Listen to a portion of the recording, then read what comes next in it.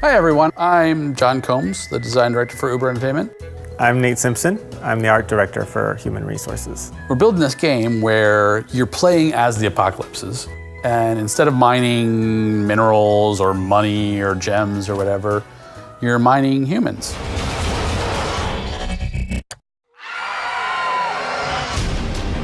So the humans are, unfortunately, they're not in a good place. The humans are, their energy for each of the factions to make bigger and better things and destroy the rest of what's left of the world. I started off in the Command and Conquer world. I switched over to the Planetary Annihilation style world. This game is an amalgamation of everything I love merged into one awesome package. The common thread in this game is the consumability of humans. It's a real-time strategy game, so you're playing it top-down, and you choose a side, and we have these asymmetrical factions, and what that means is you play one way with the big machines. So the machines are all mobile, you have to deploy them to build your troops, or you could play the ancient ones, which are these big tentacle monsters, and they're more about directly consuming humans and building their temples and summoning your units out of the temples rather than being very mobile. I don't know too many games where you win and you get to eat the losers and you get to eat the map you're playing on. That's pretty cool.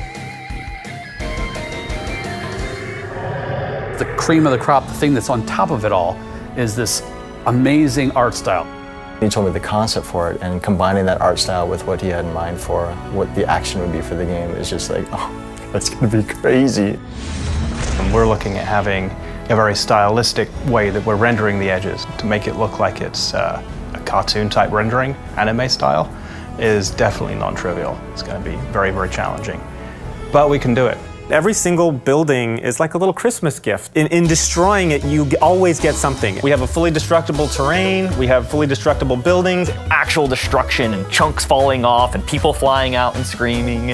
Everything is destructible. That's really the key. It's just a great mix of the Japanese monster movies, lots of big action, lots of stuff fighting, seeing big monsters, huge monsters, tiny monsters, all fighting, and the humans just kind of wading through the morass of destruction occurring around them. Well, you've never have played a game like this before, you've never seen a game look like this before, and that's what I'm excited about. By building on an already existing RTS, we can focus on adding really over-the-top features and just amazing gameplay.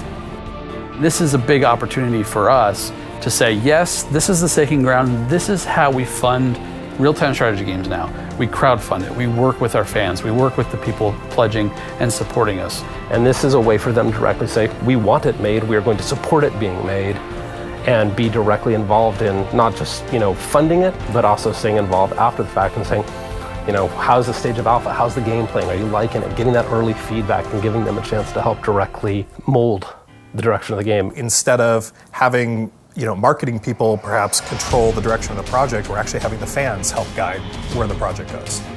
We have these first two factions. There are so many other apocalypses we can play with going forward. And that's kind of the thing I'm most excited about, is when we get this established and we start to bring in the new factions, and it has more of a cabin in the woods kind of vibe where we can go in all kinds of unexpected directions. That's when it's going to be just creativity coming out the wazoo.